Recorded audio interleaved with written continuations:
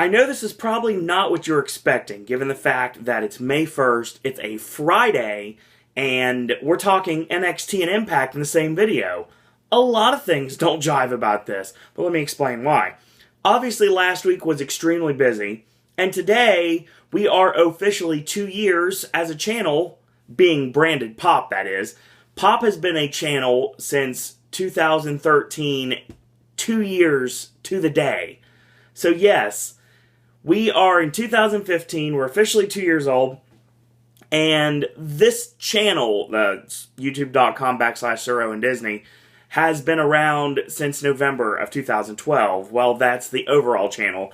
This is Pop, and now since we're branded Pop, we're going to start celebrating anniversaries for Pop. So thank you guys and girls out there for joining us for the last 2 years, and trust me, the best is yet to come. Now, we had AJ's movie reviews on yesterday, because I got lucky and we got able to get it out early. And we've got Gaming with Ash coming tomorrow. And, of course, over the weekend, we also have Versus on Sunday. And to rewind a little bit, earlier in the week, we did a Popcast for Extreme Rules and then one for Raw. So that took up what normally would be scheduled. And then I was like, well, I'm behind. So we're going to throw them together in the same video, given the fact that Impact Wrestling Hardcore Justice airs tonight on Destination America. So yeah, check that out, 9 o'clock tonight. But we'll talk about that when we talk about Impact a little bit in this video. So let's start with this, alright? We're going to start talking about NXT to start off the show. And to start it off with a quick match between Finn Balor and Ty Dillinger. Really short little squash. Fans were chanting, "You're a jobber." Pele kick, sling blade, hesitation drop kick, coup de grace, match over. After the match was over, though, Tyler Breeze showed up in a selfie on the Tron, basically saying that Finn is nothing but the flavor of the month, and it's time to meet somebody who's been dominating NXT. He says that basically Prince Pretty's coming, and it's going to be the Battle of the Princes, Prince Devitt versus Prince Pretty. So yeah, I didn't come up with that all on my own. Yeah, I really did, but it's pretty much common sense. So, obviously, we're building towards Finn Balor and Tyler Breeze, which I have zero issue with, because Tyler Breeze, like I said before numerous times, criminally underutilized in NXT, and I truly believe that he's going to be a big part of NXT in 2015. He deserves to be. Dana Brooks in the back, and she says this is not only her debut is now the rebirth of the women's division. This is Dana's playground, and playtime's over. Not the only time I'll talk about playtime and playgrounds, but we'll get to that in a little bit. It was okay promo for what it was. Dana Brooke had a very lackluster debut last week, and she works with Bayley, I guess, on NXT that aired on Wednesday, which we'll talk about on Monday. Yeah, we're going back to normalcy this week. So Monday will be NXT. Tuesday will be the Raw Popcast with Ashley. Wednesday will be Impact. So yeah, the only reason I'm putting them together today is because of the fact that I kind of got behind and I missed out. So, and this is a special day, so you may get more than one video today. I haven't quite decided yet. I got a lot of time on my hands, so hopefully that'll work out. Kevin Owens gives Alex Riley some credit for taking it to him the last time they stepped in the ring, but the fact remains, he's better than him, and the championship proves that, and he's going to prove it yet again tonight, why he's not in his league. After the match is over, he needs to find some comfortable chairs and basically go back to commentary, because wrestling's just not for him. We have our next match. It is a number one contender match for the NXT Women's Championship. It is Bayley, it is Charlotte, and it is Becky Lynch. Obviously, the winner of this will most likely be meeting Sasha Banks for the NXT Women's Championship at the next TakeOver. I really enjoyed this match as well. So let's pick it up off the finish here. There's a really nice Doomsday Device style maneuver when Charlotte ends up picking up Becky on her shoulders and Bayley hits a spinning back elbow off the top. I thought that looked really awesome. I really enjoyed that. And we noticed the utilization of the figure 8, which is the figure 4 with a really nice bridge, something that only somebody as athletic as Charlotte could totally pull off. She locks on that figure 8 and Becky Lynch slides in while Bayley is in excruciating pain and steals a pin where Bayley can't kick out. The figure 8 is still locked on, so yeah, Becky Lynch stealed it, and she will be facing off against her former best friend in Sasha Banks. That should be an interesting feud. Something we haven't seen yet, so I'm curious to see where we go with this. I know they've been working the match a lot on house shows, and apparently, from what I've heard reports, it's actually doing quite well. And I don't doubt that it wouldn't, because it's an awesome stipulation match. It's an awesome match that we haven't seen before. Something completely new, something fresh, and I'm very down with it. I still state Bayley is going to become NXT champion, NXT Women's Champion very soon. Obviously, she's working out some issues with Emma. I guess that's going to continue on NXT this past week. It did continue on NXT this past week, but I can't talk about that till Monday. I really like the match. The match works really well. The women's match is phenomenal. Absolutely phenomenal. I love every second of the women's division in NXT. There is pretty much nobody that is lackluster. I mean, Dana Brooke, like I said, I'm not sold on her at all. But I wasn't sold on Charlotte when she first started out either. So maybe it'll take me a while to get used to her. We'll see how it works. So we get our next match. And I know I've said this before, and maybe I'll say it again. I don't know. But I'm pretty positive this time. I'm almost 100% positive this time. This is the last time you'll see CJ Parker in an NXT ring. Because obviously he left the company, he's now working in the Indies, did CZW Best of the Best, and did quite well for himself. Could be quite a good heel in CZW if they do it right, because he's working the NXT angle and everything, being better than everyone else, because he made it to NXT. And he got all the way to the semifinals before he got beat by Speedball. But, yeah, CJ Parker's going to do well for himself. He's facing off against Hideo Itami. It's the first time we've seen Hideo Itami since WrestleMania and him getting eliminated from the Under the Giant Memorial Battle Royal. And CJ Parker still sporting the sign that says, today is Earth Day, but Earth is X'd out and says today is my day. So it's not about the environment anymore, it's all about him. So, what about me? What about CJ? So, yeah, this match was also short, straight, and to the point. And the Kenta Rush, the round kicks, the spinning back kick, hesitation drop kick, and he finished him off with a shotgun kick. Hideo Itami wins this rather handily. Just a short little television match just to get CJ Parker some TV time and just to prove continuously why Hideo Itami is underutilized in NXT. I think they'll do more with him now. He's starting to grow into his own, and I really do think that working the so-called WWE style actually works for him in the long run, to be honest. When he's able to use the go-to-sleep on a regular basis, that's a different story. But shotgun kick works for the time being. It was a decent match for what it was. So Sasha and Becky are arguing in the back, and that's pretty much what we get from there. And Rhino comes out and squashes Jesus de Leon, which is Mr. 450 from Puerto Rico. It's funny because Mr. 450 is somebody that's been used before, and now he's being used in a different aspect. I guess he worked on, in 2014, against Bull Dempsey, which is interesting because that's who I thought Rhino would be feuding with, and I'm sure he'll be beating soon. Apparently, we're building a Rhino and Baron Corbin, something I've been talking about for a while. You guessed it, I said it first. And yeah, I think that's going to happen the next TakeOver, but this really isn't building to it yet. I think we're just building the fact that Rhino's on an undefeated streak, and obviously Baron Corbin's going to stand in his way. We get Blake and Murphy in the back. They're serenading Carmella until Enzo and Cass arrive and basically said, why are you wearing their jewelry, and get to stepping, and pretty much makes it known clearly that they really don't like Blake and Murphy, and they really don't like this Fugazi costume jewelry that Blake and Murphy bought for Carmella, trying to sway her to the dark side. I still think this leads to Carmella turning on Enzo and Cass, and that ends up bringing Blue Pants into team with Cass and Enzo, and we do that 6-person tag match that I've been talking about for months. We get our main event, and it is Kevin Owens against Alex Riley. Riley showing a lot of fury in this match. I like the fire from Alex Riley, something you don't see very often. It's a really nice rebound clothesline earlier on in the match. But basically, he ends up going for a leaping elbow in the corner. He hits it. Does a nice rolling swinging neck breaker, which looks great. I know that sounds like a oxymoron, a rolling swinging neck breaker. But that's basically what it was. Like a side roll spinning neck breaker, pretty much. He goes up top. He gets crotched and charging clothesline in the corner. Hits the cannonball. Starts pounding away.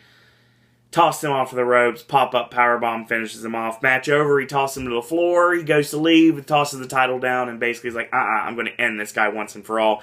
Goes to the apron powerbomb, and just like what happened with Finn Balor making the save in Columbus, it was Sami Zayn who made the save. They brawled, and Sami Zayn ended up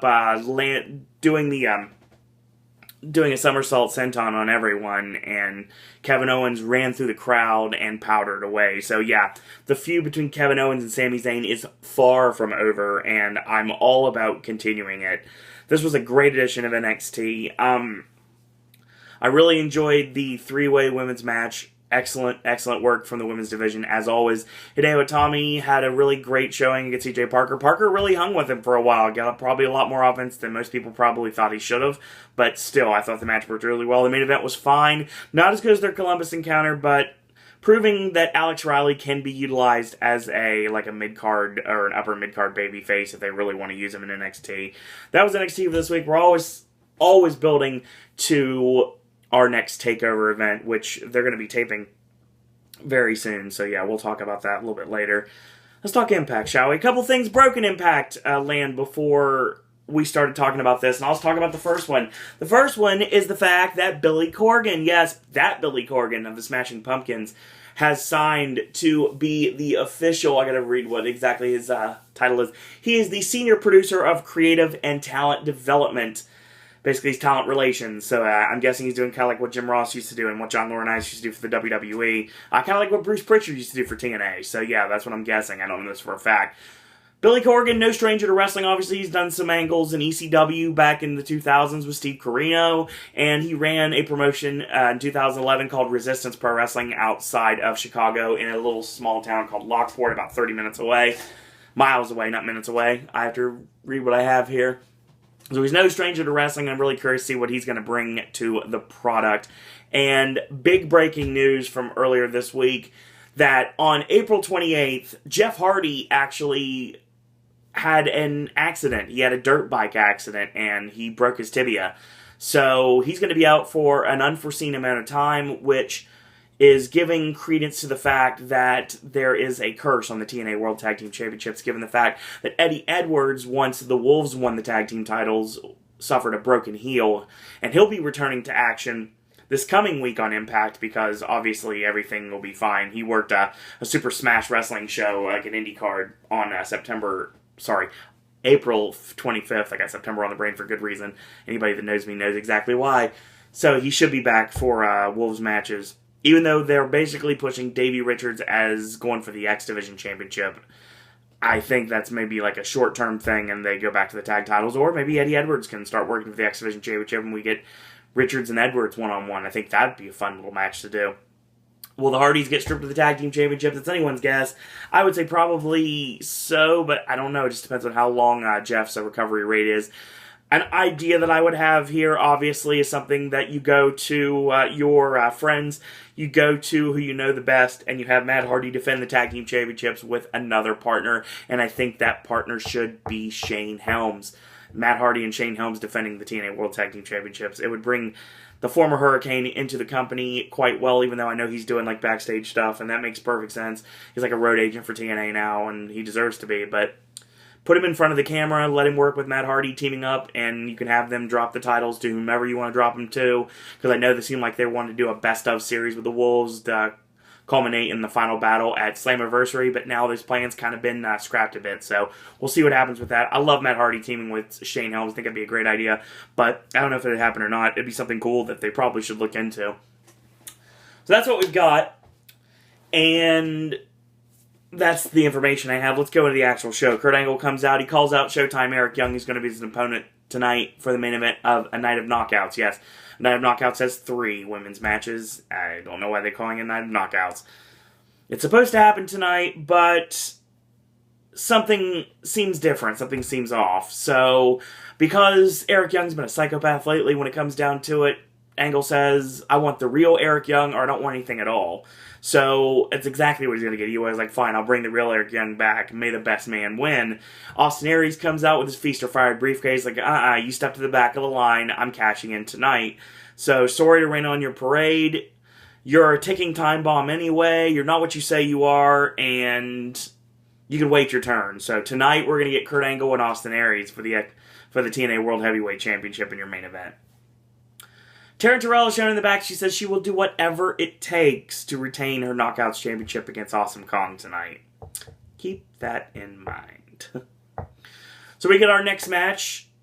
Irony, I'm talking about this again. Number 1 contendership match for the Knockouts Championship. It is Fatal 4-Way action. Brooke against Gail Kim, against Angelina Love, against Madison Rayne, who everyone knows I like.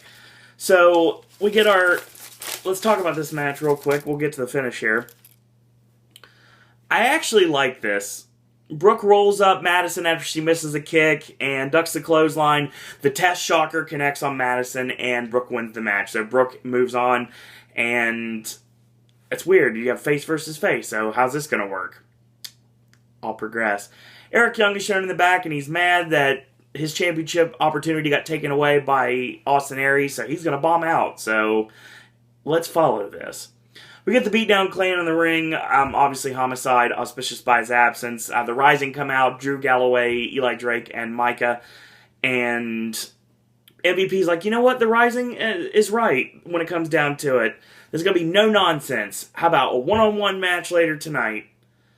And Kenny King attacks Micah from behind. He's like, I said one-on-one. I didn't say it'd be me. So, to his credit, that is very true.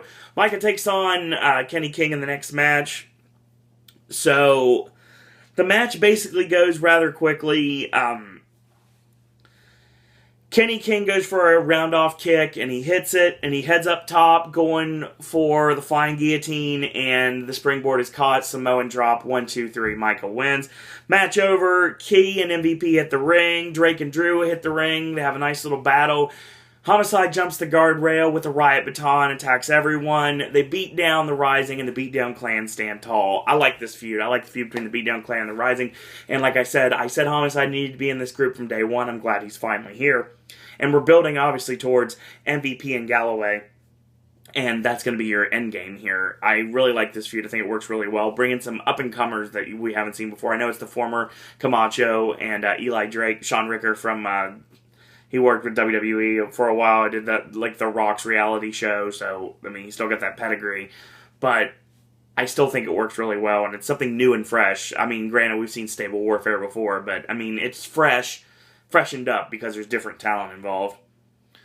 So, the Rising are helping Galloway to the back as he took a serious beating from that riot baton to the ribs and to the back. And Galloway's like, you know what, next week I want revenge, hardcore justice, me and you, low-key, in a lead pipe on a pole match. Because obviously Key attacked with the lead pipe after Homicide used the riot baton. So they just beat Galloway like 10 ways to Sunday, so that works. Hardcore Justice taking place tonight on Destination America. We'll talk about that later.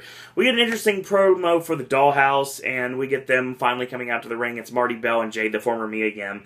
And they're dancing around the crowd, doing like the Ring Around the Rosie, which is really creepy. Music reminds me of Dollhouse of the Damned, how appropriate, from Halloween Horror Nights 24 last year. And Jade has got this jawbreaker, and she's licking it, and she looks like a Harajuku girl, basically. And she's got like the blue streaks in her hair. She looks kind of like an anime creation. Obviously, she very much looks like a character that I have had somebody play as in my presence for Guitar Hero, actually. So yeah, I know that's a really random thing to say, but it's there. So we get Jade in singles action, and before that happens, we get both Jade and Marty Bell. They're kind of bullying Christy Hemme, get her to say the name The Dollhouse the correct way, and that ends up going awry, but later on. Her opponent is the debuting Laura Dennis, which is the very attractive, very talented Cherry Bomb, which is one half of the Kimber Bombs with Kimberly, somebody that's definitely been in the wrestling headlines for good or bad reasons lately.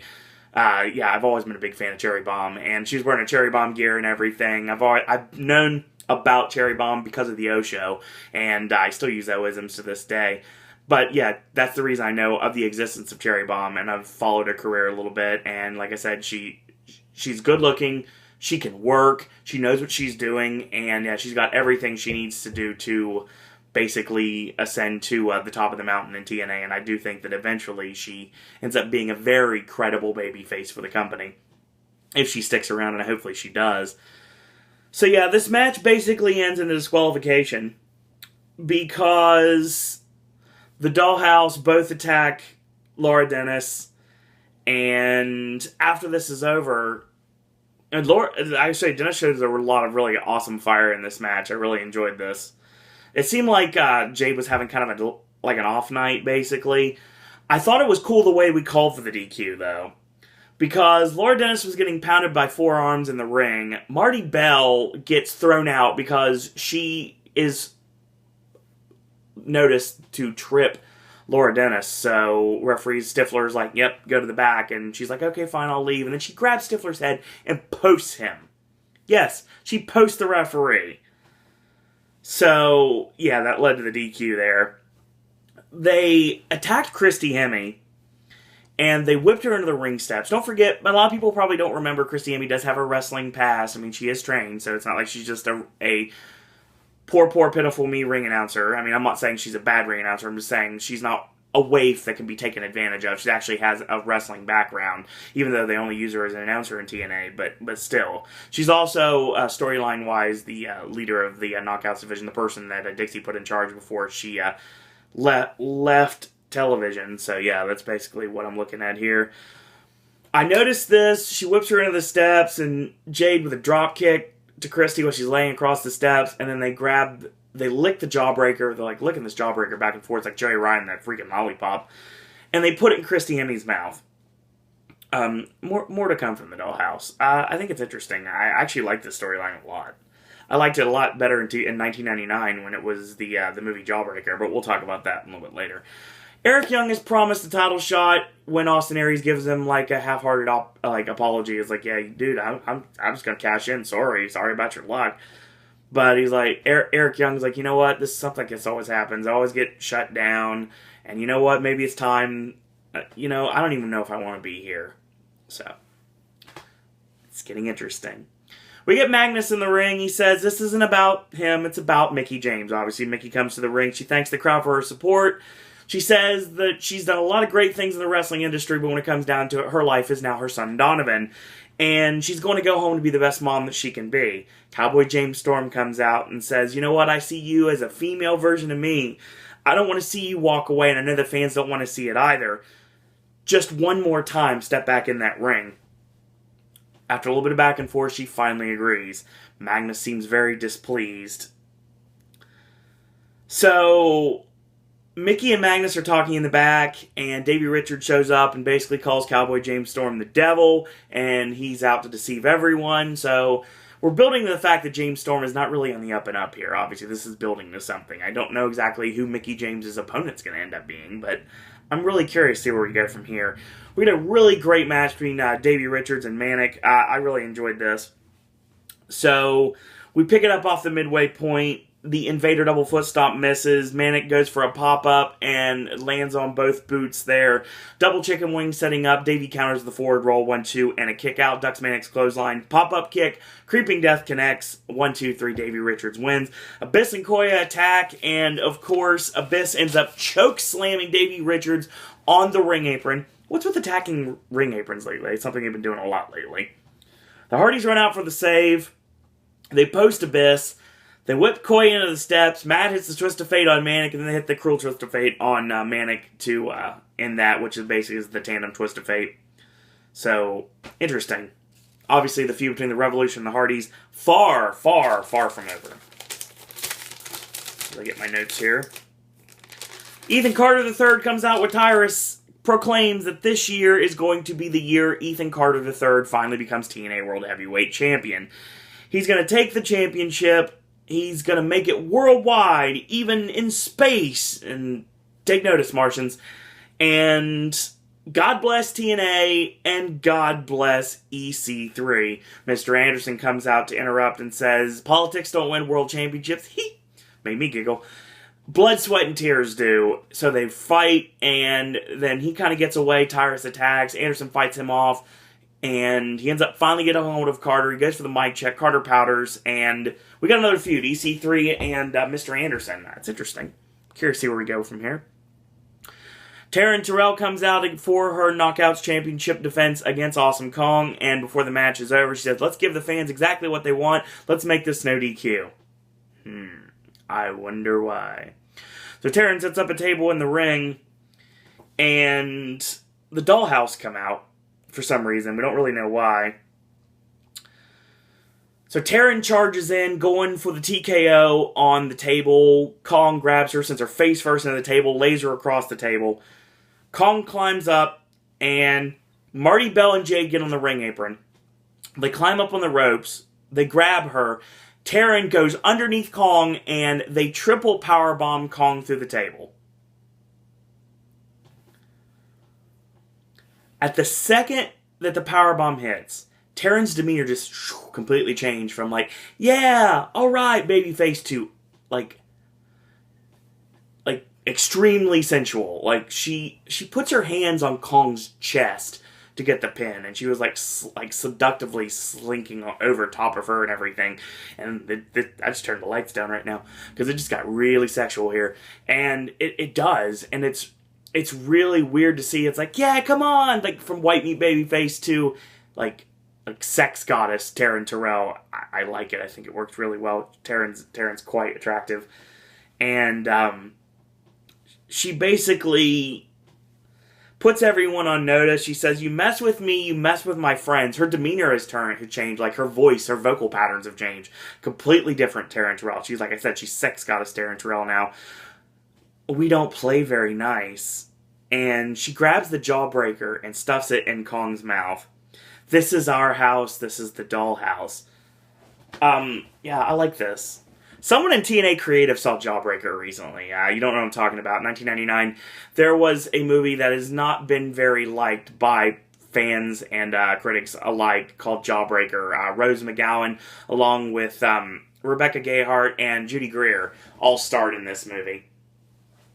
And it was just a really, really interesting movie where basically this group of girls, they fake kidnapped their friend, they put a jawbreaker in her mouth, they stuffed her in a trunk, and they were going to take her out to breakfast. Well, she died, so now they have to cover it up, and one of them becomes like another, like a doppelganger of the girl they killed, and she's trying to expose everyone, and it's just a really awesome movie.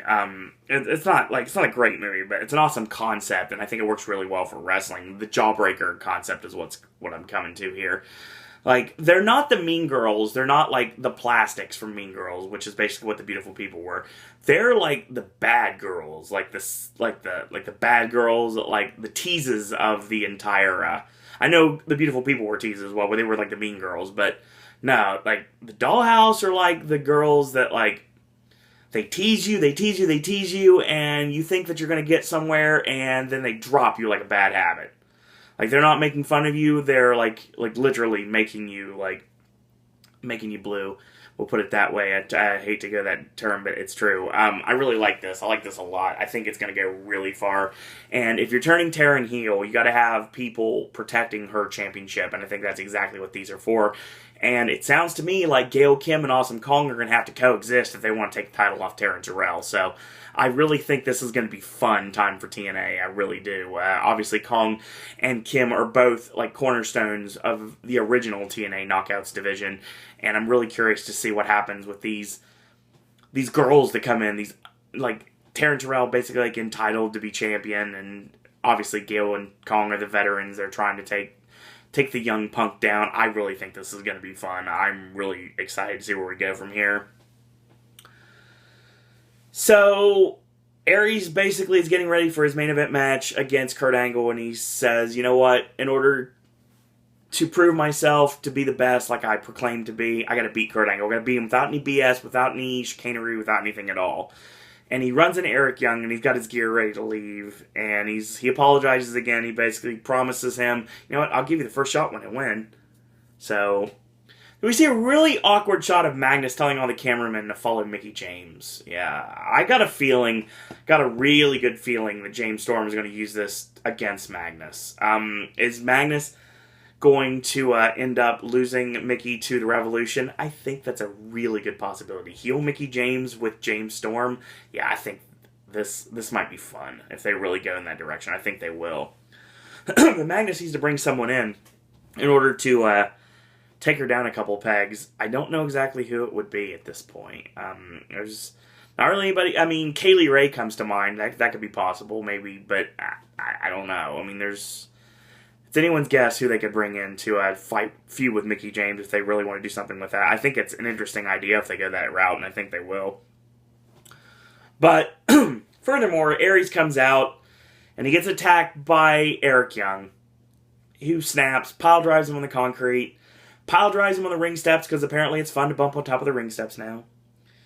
And security comes out, he beats them up, and Angle comes out to make the save, and EY attacks him and slams him headfirst into the steps over and over again. He even curb stomps his head into the steps, not like Super Dragon curb stomp, more like Seth Rollins style curb stomp, which busts Angle open, and he rips off the knee brace. Of course, still has the hammer jammer on, and he locks in a figure four. Angle is bleeding profusely. He's got the figure four on Angle, and he's not breaking it, and that's how we end Impact.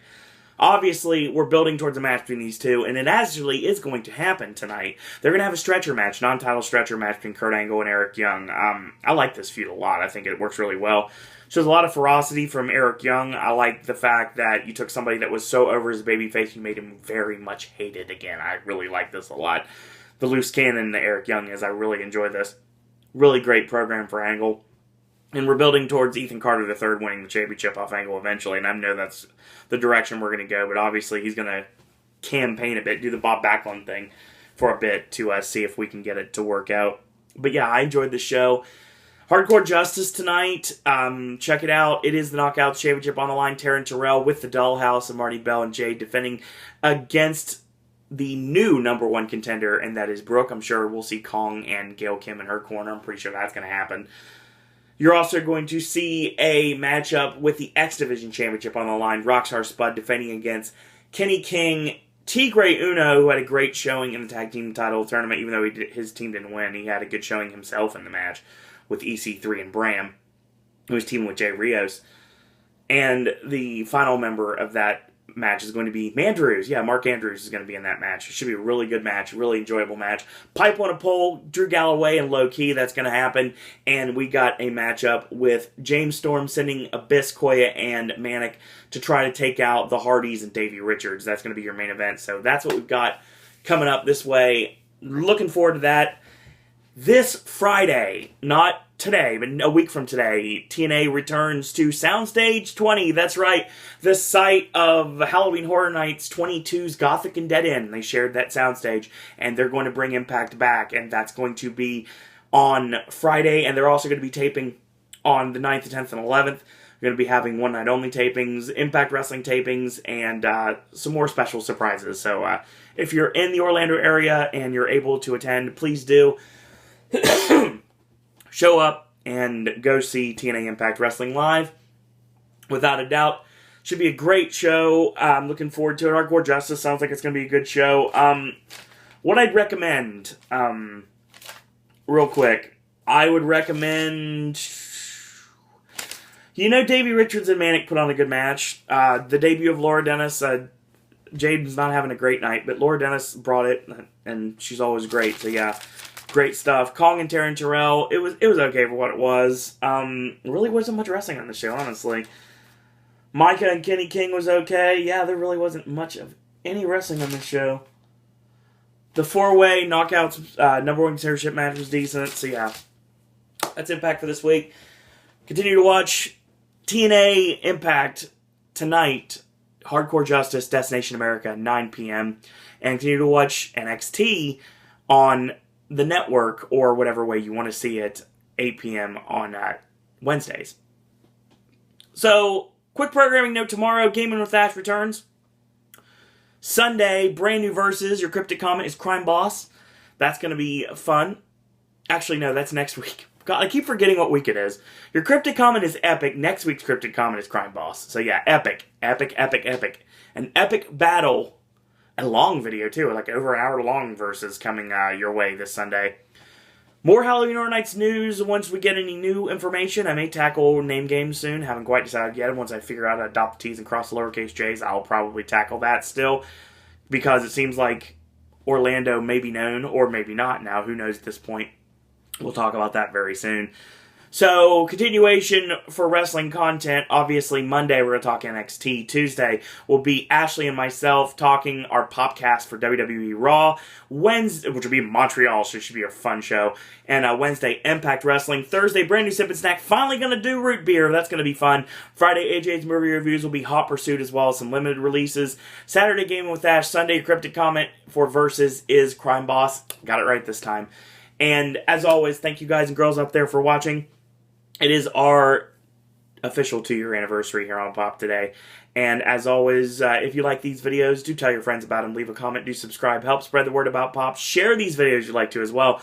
Go to Facebook, click like on our Facebook fan page under Sir Owen Disney Pop, or search Sir Owen Disney and Pop for that on Facebook. While you're on Facebook, go ahead and send me a request for a friend on a request for a friend. That doesn't work very well. Send me a friend request on Facebook. It is under Owen Disney. It's a picture of me, Tim, and Jen from Halloween Horror Nights 23 outside of Rip Ride Rocket's lockers. It's easy to spot. While you're at it, you can follow me on Twitter. It's at Sir Owen Disney. Or if you have any requests for me for things you want to see on this channel, you have segment request ideas, you have versus ideas, you have sip and snack ideas, you want to see ideas for the vlog of randomness. I can't bring it back unless I absolutely have something to talk about. And once I have some thoughts, I'll probably bring it back too. It'll probably return. It's on a sabbatical right now, but trust me, it returns without a doubt very soon. Don't know exactly when soon is, but soon could be any day now, from this week to months from now. Who knows? So, as always as well, if you are a theme park or wrestling podcast and you'd like Sir Owen Disney to be a guest on it, I've joined Toronto Josh of In the Loop. I'm going to be on In the Loop very soon. I've joined First Class Horror. I've done a podcast with him. And I will be a part of probably the Horror Nights Updaters podcast somewhere down the road as well. Sounds like I'm going to be guesting on a couple of things. If you are an owner of a theme park or wrestling podcast like me to be a part of it, be my guest and get a hold of me. Also, you can get a hold of me to ask me questions. I can't answer on here for a good reason. If you'd like to just chat with me about Disney, wrestling, Universal, Halloween Horror Nights, you want to talk about movies with me, we can do that as well. Or if you want to become a popcaster yourself, join this group, this crazy group we have here called Pop. You can send your content to siroandisney@gmail.com. So in the meantime, I want to thank you guys and girls out there for watching, especially on our 2-year anniversary, and thank you out there for watching a video, whether it was 2 minutes, 20 minutes, or 2 hours. Thank you very much from the bottom of my heart. And Ashley and AJ both want to thank you for continuing to stick on this ride called Pop. So thank you guys and girls out there for watching. And until tomorrow, boys and girls, that's all I got to say about that.